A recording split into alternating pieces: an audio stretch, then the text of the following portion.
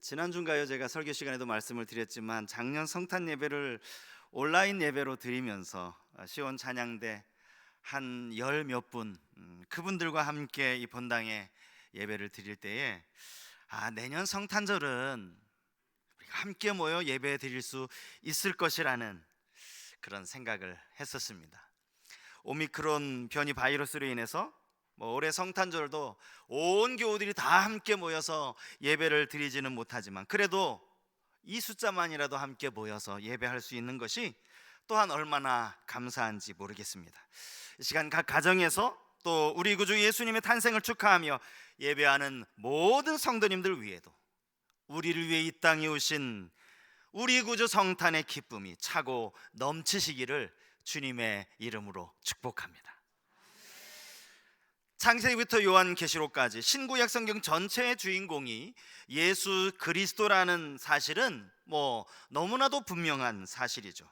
그 중에서도 특별히 사복음서는 예수님께서 이 땅에 탄생하시는 장면부터 시작해서 십자가에 못 박혀 죽으심으로 우리 죄를 대속하시는 장면, 또 부활하시고 승천하셔서 당신에게 맡겨주신 이 구원 사역을 완벽하게 수행하시는 장면까지 아주 구체적으로 기록해 놓은 성경이라, 그것이 복음서라 할 수 있습니다. 복음서 가운데 특별히 첫 번째 책이라 할 수 있는 마태복음은 1장에서부터 시작해서 예수님의 탄생에 대한 내용들을 구체적으로 다루고 있는데요, 가장 먼저 나오는 것이 예수님의 족보에 대한 기록 아니었습니까?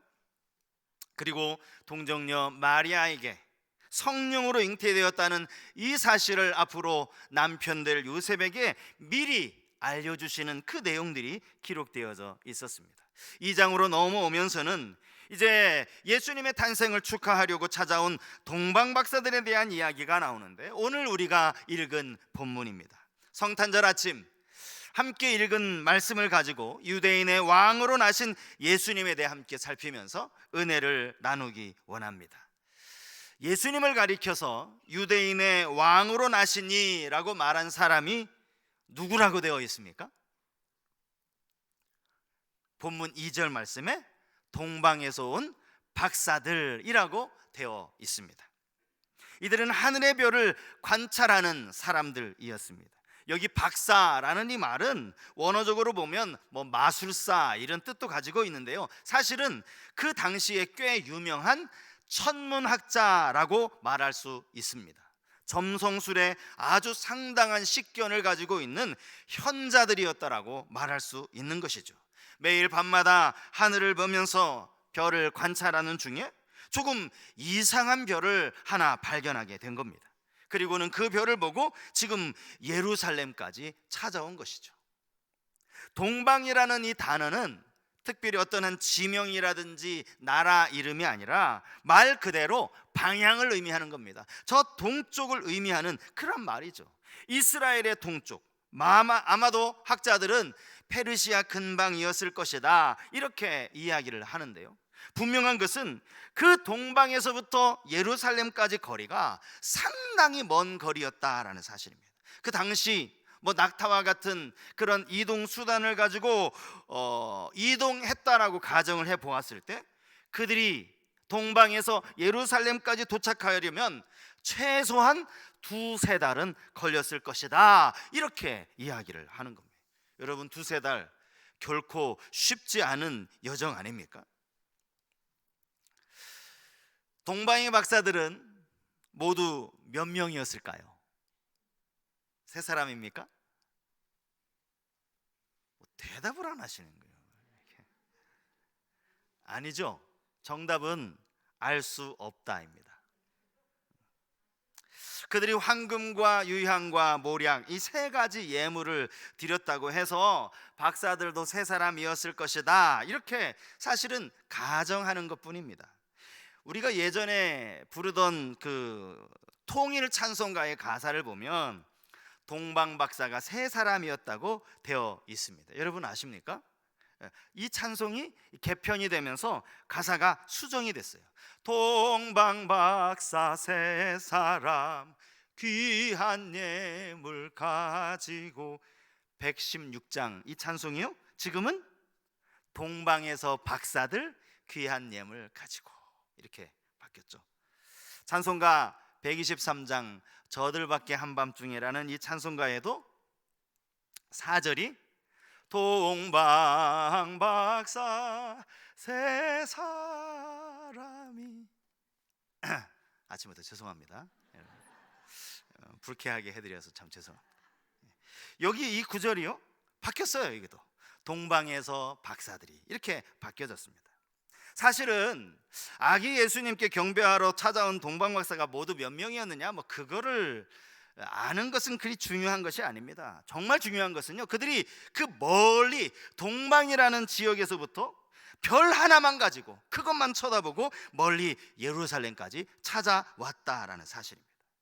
이들은 그 별이 유대인의 왕이 태어나신 징조라고 확신했습니다. 그래서 그들이 직접 예루살렘에 와서 말한 거예요. 유대인의 왕으로 나시니가 어디 계시냐, 이렇게 이야기를 한 것입니다. 여러분 생각해 보십시오. 이들이 동방에 살고 있었다는 말은요, 이들이 이방인이었다라는 말 아닙니까? 게다가 예수님 당시 이스라엘은 로마의 지배를 받고 있었습니다. 이스라엘은 그야말로 약소국이면서 또 피지배국이었어요. 그런 작은 나라 이스라엘, 그 땅이 고국이라면 뭐 말이 달라지겠죠. 하지만 그것도 아니에요. 그럼에도 불구하고 그 먼 길을 찾아온 겁니다. 상식적으로 이해가 되지 않는 일 아닙니까? 아니 여러분, 이스라엘에 유대인의 왕이 태어났다고 한들 그게 박사들 입장에서는 그게 자신들과는 전혀 상관없는 일 아니냐는 겁니다. 그것 때문에 일부러 그 먼 거리에서부터 보배합에 귀한 예물 가지고 담아가지고 와서 경배할 만한 아무런 이유가 없었다는 거예요. 그것도요, 아니 왕이 지금 막 즉위하는 것도 아니에요. 아기가 이제 태어난 거예요. 이제 응애하고 이제 태어난 거예요. 여러분, 이 아이가 언제 왕이 될지, 혹 왕이 될 수 있을지, 여러분 이걸 어떻게 합니까? 그래도 바로 그 시간이 왕으로 즉위하는 시간이라면 어쨌든 뭐 피지배국이라도 왕은 최고 권력자니까 그에게 좀 잘 보이고 싶은 그런 마음이 들 수도 있어요. 그런데 이제 막 태어난 갓난아기, 그 아기에게 예물을 가지고 드렸다라는 거예요. 여러분 이게 무슨 말입니까? 오늘 이 동방박사들의 모습이 우리에게 주는 교훈이 바로 여기에 있다라는 겁니다. 이 본문은요, 본문 4절 이하에 나오는 이 대제사장 서기관들의 모습과 아주 대조를 이루고 있습니다. 박사들로부터 이 소식을 듣자마자 헤롯 왕과 온 예루살렘이 한바탕 소동이 벌어졌다라고 성경이 기록하고 있어요. 여기 이 소동했다라는 이 말은요, 깜짝 놀랐다 그런 의미이고, 당황하고 겁에 질렸다 이런 의미를 가지고 있습니다. 사실 예루살렘 사람들보다는 당시 헤롯 마음속에 이러한 두려움, 이러한 충격, 놀람이 더 컸을 겁니다. 왜냐하면 지금 유대인의 왕은 자기거든요. 내가 지금 유대인의 왕인데. 그렇다고 헤롯이 뭐 왕자를 낳아서 이제 새로운 왕, 내 왕위를 이을 아기 왕자가 태어났구나, 그것도 아니에요. 이 당시 헤롯의 나이가 70세였다고 합니다. 손주를 본 것도 아닙니다. 내가 왕인데 도대체 나 말고 누가 왕이 있다는 말인가? 자신의 왕위가 끊어질까 봐 그는 엄청난 두려움과 불안에 휩싸였다라는 것을 알 수가 있습니다. 여러분, 그 예수님 시대에 유대를 다스리던 분봉왕 이 헤롯은요, 헤롯 대왕이라고 불리는 사람입니다. 성경에 이 헤롯이라는 이름의 왕이 꽤 여러 명 나오죠.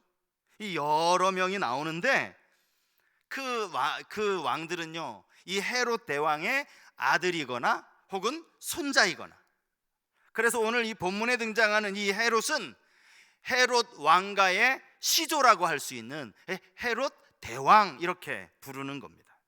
그가 놀라고 두려워할 수밖에 없었던 이유는 권력에 대한 욕심 때문이었습니다. 그는 유대인이 아니었습니다. 이방인이었습니다. 그럼에도 불구하고 그가 유대인의 왕이 되었어요. 어떻게 왕이 되었는가?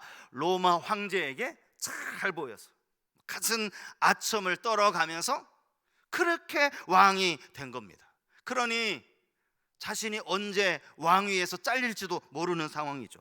당연히 로마 황제의 눈치를 봐야 하고, 또 유대인의 왕이라면 유대인들 눈치도 봐야 하는 것 아닙니까? 그래서 그가 한 일들이 있어요. 여러분, 성경에 이 가이사랴라는 지명을 아마 알고 계실 거예요. 제가 어렴풋이 성지순례 갔을 때 이 가이사랴의 원형 경기장을 보았던 기억이 있습니다. 지중해에 있는 너무나 아름다운 항구 도시가 바로 이 가이사랴예요. 이 가이사랴 도시가요, 헤롯에 의해서 건설된 도시입니다. 왜 가이사랴냐? 로마 황제 가이사 아구스도 그의 이름을 따서 만든 도시, 로마 황제에게 헌정한 도시, 휴양지로 황제께서 이곳에서 편히 쉬시라고 그렇게 황제에게 잘 보이기 위해서 만든 도시가 이 가이사랴라는 항구 도시였다라는 거예요. 얼마나 그가 로마 황제에게 아부를 했는지 아시겠죠? 또한 유대인들에게 잘 보이기 위해서 그가 한 일이 있어요. 성전을 건축하는 일이었습니다. 그게 바로 우리가 잘 아는 헤롯 성전이죠. 솔로몬 성전, 그리고 수르바벨 성전, 그리고 세 번째 예루살렘에 세워진 성전이 바로 이 헤롯 성전이라는 겁니다. 이 성전이 복음서의 배경이 되고 있죠. 이게 다 권력의 욕심에서 나온 행동이었어요. 권력의 눈이 어두웠던 이 헤롯 대왕이 우리가 잘 아는 마지막에 저지른 아주 이 끔찍한 만행을 알고 있지 않습니까? 마태복음 2장 16절 이하에 베들레헴과 그 지경에 사는 모든 2살짜리 이하 남자아이들을 다 죽이라고 하는 이런 끔찍한 명령을 내린 사람 역시 헤롯 대왕입니다.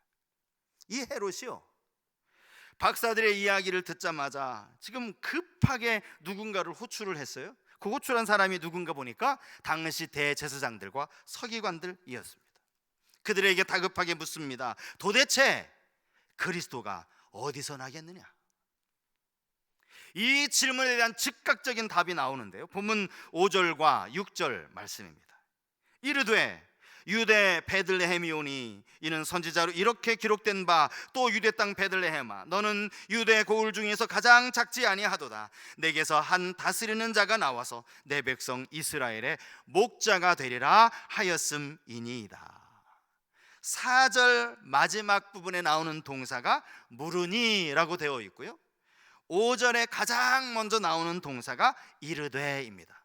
무르니 이르되, 이 동사가 지금 두 개의 동사가 연속해서 나오고 있어요. 이 두 개의 동사 사이에 시간적인 간격을 전혀 느낄 수가 없습니다. 이 말이 무슨 말입니까? 이들은 헤롯이 묻기도 전에 이미 이 모든 것을 다 알고 있었다는 거예요. 질문을 하자마자 그 즉시로 대답할 수 있을 만큼 정확하게 알고 있었다는 거예요. 당연히 그럴 수밖에 없겠죠. 왜냐하면 당시 서기관들은요, 성경을 필사한다든지 율법을 해석한다든지 성경에 대해서는 아주 전문가들이었기 때문입니다. 이들은 구약의 선지자 가운데 미가서에 기록된 말씀을 너무나 정확히 알고 있었습니다. 미가서 5장 2절 말씀입니다. 베들레헴 에브라다야 너는 유다 족속 중에 작을지라도 이스라엘을 다스릴 자가 내게로 나올 것이라. 그의 근본은 상고의 영원에 있느니라. 부끄러운 이야기지만요, 가끔 아내가 제게 물을 때가 있습니다.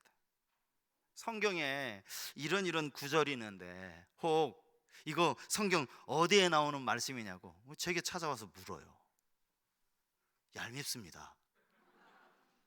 아내는 제가 마치 서기관처럼 즉각적인 답이 나올 것을 기대하고 묻는 것 같은데, 참 이상한 게 제 아내는요, 꼭 제가 잘 모르는 구절만 묻더라고요. 그래서 글쎄 그 어디 나오더라? 그렇게 해서 그 말씀이 정확히 어디에서 나오는지를 저도 찾아봐야 이제 대답을 해줄 때가 참 많이 있습니다. 그런데 본문에 등장하는 서기관들은 그렇지 않았다는 거예요. 그 미가서, 사실은 미가서 우리 잘 읽지도 않는 선지서 아닙니까? 그 짧은 선지서 안에 예언된 지명을 아주 정확하게 알고 있었습니다. 그곳이 베들레헴입니다 라는 사실을 분명하게 대답을 했어요. 참 대단한 성경학자들이라고 할 수 있습니다. 그럼에도 불구하고 이들이 아주 심각한 문제를 가지고 있었어요. 그게 뭡니까? 이렇게 대답을 해놓고서는 정작 자신은 아기 예수님을 경배하러 가지 않았다는 사실. 그들은 유대인입니다. 그들 역시 메시아를 고대하던 사람들이었습니다. 성경을 연구만 했겠습니까? 예언의 말씀을 믿는 사람들이 그들 아니겠습니까? 그런데 그 메시아가 드디어 이제 태어났다라고 하는 그 박사들을 통해서, 별을 통해서 그가 이제 드디어 이 땅에 태어났다는 사실을 그들이 알았어요. 유대인도 아닌 이방인 박사들이 저 멀리서부터 예물을 가지고 그 유대인의 왕으로 나신 그분을 경배하러 찾아왔습니다. 근데 여러분, 예루살렘에서 베들레헴까지는요 대략 한 8km 정도 됩니다. 그러니까 마음만 먹으면 얼마든지, 아니 반나절이면 다녀올 수 있는, 여러분 8km 2시간, 빠른 걸음이면 2시간도 안 걸리잖아요. 마음만 먹으면 얼마든지 갈 수 있는 그런 멀지 않은 거리에 있었다라는 거예요. 거리가 멀어서 안 간 것이 아니라, 못 간 것이 아니라 마음이 없어서 안 간 겁니다. 몰라서 못 간 것이 아니라 알면서도 안 간 거죠. 그렇게 성경에 대한 해박한 지식을 가진 사람들인데 하나님 보실 때 이 대제사장들, 당시 종교 지도자들이라고 할 수 있는 제사장들, 서기관들, 여러분 하나님께 칭찬을 들을 수 있겠습니까? 너희들 정말 어떻게 그걸 그렇게 거기 구석에 있는 그 말씀을 어떻게 그걸 찾아냈니? 야, 너희들 정말 성경 잘 아는구나. 너희들 성경 박사구나. 그렇게 하나님이 그들을 기뻐하실까요? 그렇지는 않을 겁니다. 머리로 아는 것과 그 아는 것을 실천하는 것은 전혀 별개라고 할 수 있습니다. 그리고 더 중요한 것은 아는 것은 그리 중요하지 않다라는 거예요. 실천이 따르지 않는다면 그것 아는 게 뭐가 중요합니까? 행동이 뒤따르지 않는 지식은 허무한 지식에 불과합니다. 그럴 거면 차라리 모르는 게 더 나을지도 몰라요. 제가 몰랐습니다. 동방에서 보았던 별이 이제는 박사들의 앞길을 인도하기 시작합니다. 그리고 예수님이 태어나신 곳 그 위에 멈춰 섰다라고 성경이 말씀하고 있습니다. 본문 10절 말씀입니다. 그들이 별을 보고 매우 크게 기뻐하고 기뻐하더라. 여러분, 별을 보고 기뻐했다는 말이 무슨 말입니까? 이 별은 이미 이들이 저 동방에서부터 지금 보고 따라온 별 아닙니까? 그들을 지금 예루살렘으로까지 인도한 별이 이 별이에요. 별을 보고 지금까지 따라온 거예요. 그런데 여기 다시 또 다른 별이 그들 앞에 뜬 것이 아닙니다. 새로운 별이 나타난 게 아닙니다. 그들이 기뻐했다라는 건요, 별이 움직였는데 움직이던 별이 예수님이 나신 곳 그 위에 멈췄기 때문입니다. 예수님이 여기 나셨구나. 유대인의 왕이 여기서 태어나셨구나. 아기 있는 곳 위에 머물러 서 있었다. 성경이 이렇게 말하고 있죠. 그래서 기뻐한 거예요. 이 별이 우리를 인도한 것이 맞구나. 이 별이 유대인의 왕이 태어난 것을 우리에게 가르쳐 준 것이 맞구나. 그래서 기뻤던 것입니다. 성경을 보면 기뻐하고 기뻐하더라, 이 2번 반복했어요. 단순한 기쁨이 아니라는 거죠.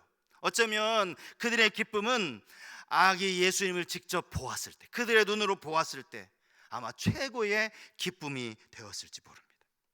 그들 이 순간을 위해서 그 먼 거리, 적어도 2세대를 되어 그 먼 거리를 이동한 것 아니겠습니까? 그들은 자신이 가지고 온 예물을 아기 예수님께 드리면서 엎드려 경배했다라고 그렇게 기록하고 있습니다. 기뻐하고 기뻐하더라. 아기 예수님의 탄생이 우리에게 주신 선물이 저는 바로 이 기쁨이라고 믿습니다. 그런데 여러분, 이 기쁨이 가장 먼저 누구에게 돌아간 겁니까? 유대인입니까? 아닙니다. 이방인이었던 동방 박사들에게 돌아갔습니다. 태어나시기는 유대 땅에 태어나셨어요? 유대 사람들을 위하여 태어나신 것 아닙니까? 그런데 유대 사람들에게 이 기쁨이 가장 먼저 돌아간 것이 아니었다라는 거죠. 사실 이것을 우리가 넓은 하나님의 섭리의 관점에서 본다면 예수님이 뭐 유대인들의 왕만은 아니죠. 온 인류의 왕이죠. 온 땅의 왕이죠. 이방인들을 포함한 인류의 왕이시기 때문에 그래서 이방인들이 먼저 기뻐했다라는 것을 이해할 수는 있어요. 사실은 그럼에도 불구하고 유대인들 입장에서는 아쉬운 일입니다. 예수님 유대 땅에 오셨는데. 동방의 박사들, 그들은 이스라엘의 하나님이 누구인지 알지도 못하던 사람들이었습니다. 그럼에도 그들은 왕이신 예수님을 그 멀리에서부터 찾아왔고 그에게 경배했어요. 반면에 유대인들, 그들 중에서 제사장들이나 종교 지도자들, 서기관들 어느 누구도 예수님을 찾아오지도 그분께 경배하지도 않았다는 사실입니다. 여러분, 하나님을 아는 것이 왜 중요합니까? 로마서 1장 21절 이하의 말씀을 제가 한번 읽어드리겠습니다. 하나님을 알되 하나님을 영화롭게도 아니하며 감사하지도 아니하고 오히려 그 생각이 허망하여지며 미련한 마음이 어두워졌나니 스스로 지혜 있다 하나 어리석게 되어 썩어지지 아니하는 하나님의 영광을 썩어질 사람과 새와 짐승과 기어다니는 동물 모양의 우상으로 바꾸었느니라. 하나님을 아는 것이 중요한 이유는 그래야 그분께 영광을 돌릴 수 있기 때문이에요. 그래서 하는 거예요. 하나님을 알면 알수록 저절로 그분 앞에 엎드릴 수밖에 없기 때문이라는 거죠. 하지만 하나님을 안다고 말하면서도 그를 영화롭게 하지 않는다면 바울이 뭐라고 얘기했어요? 스스로 지혜 있다 말할지는 모르지만 사실은 어리석은 자라는 거예요. 어리석은 자.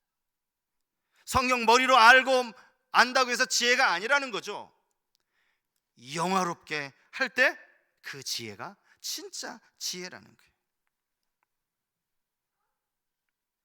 여러분은 성경도 알고 하나님에 대해서도 아주 해박한 지식을 가지고 있는 그런 대제사장이라든지 서기관과 같은 사람이 되기 원하십니까?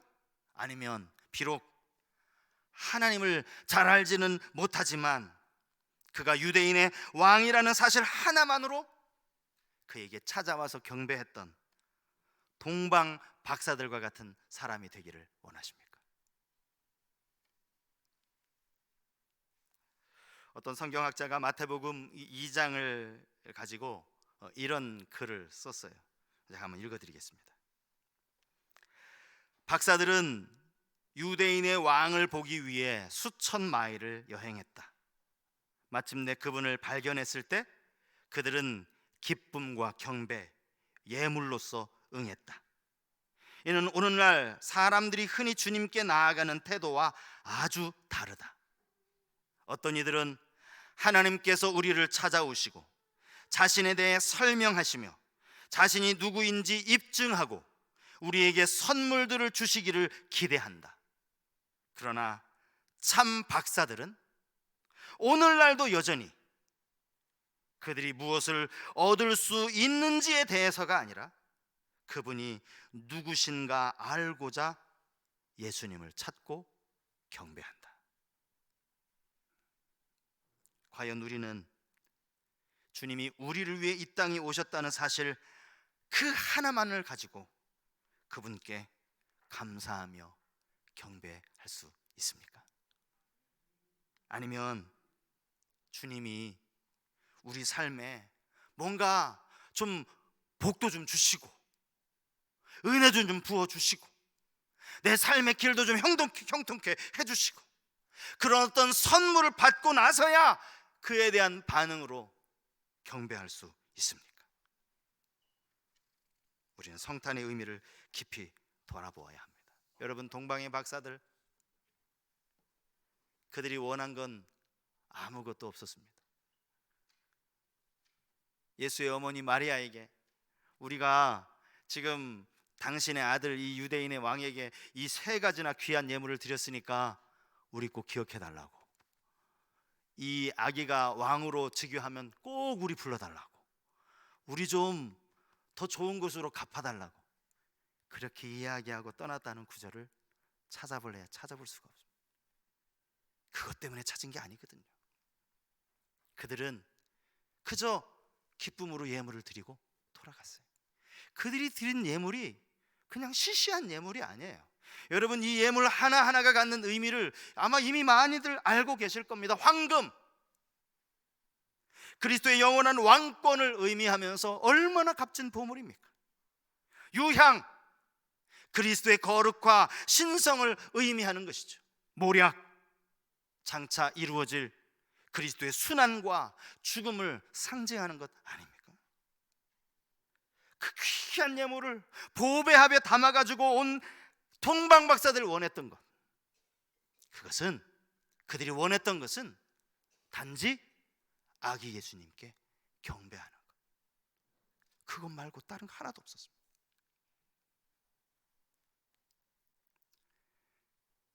여러분, 왜 예루살렘이 소동했는지,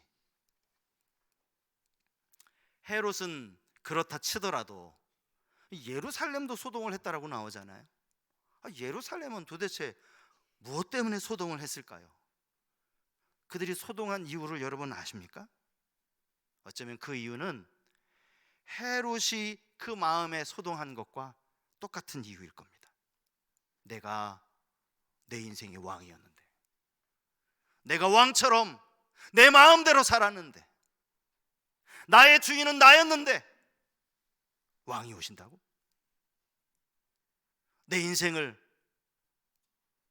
그분께 내어드려야 된다고? 그래서 소동한 것 아닐까요? 여전히 주님을 믿는다 하면서도 내가 내 인생의 주인으로 살아간다면 아마 성탄절은 여전히 우리 마음이 혼란스러운 날이 될 거예요. 다시 또 예수님을 내 마음의 왕으로 모셔야 하나? 그 별로 원하지 않는데, 나는 내가 원하는 대로 예배하고, 내가 원하는 대로 봉사하고, 내가 원하는 대로 신앙생활을 하고 싶은데 주님이 또 내 마음 중심의 왕이 되신다고? 여러분, 마음이 소란스럽지 않습니까?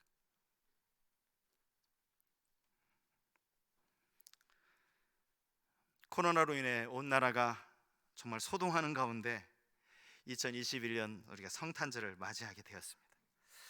코로나 때문에 성탄의 기쁨이 다 빼앗겼다라고 여러분 그렇게 생각하지 마십시오.